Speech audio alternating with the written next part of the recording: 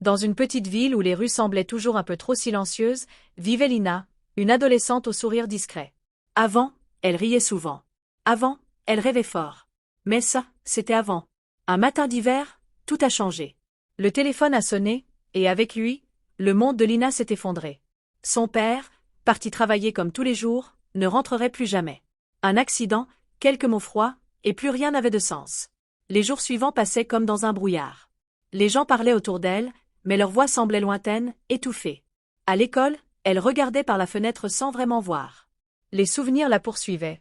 Les rires dans la cuisine, les conseils rassurants, les promesses d'un avenir meilleur. Chez elle, le silence était devenu insupportable.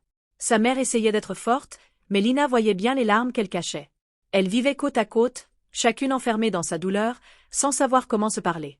Un soir, Lina entra dans la chambre de son père. Tout était resté comme avant. Son manteau accroché, son livre ouvert sur la table de nuit. Elle s'assit sur le lit, pour la première fois depuis des semaines, laissa les larmes couler sans retenue. Ce n'était pas seulement la tristesse. C'était le manque, le vide, l'injustice. C'était toutes les choses qu'elle n'aurait plus jamais. Un conseil, une étreinte, un simple ça va aller.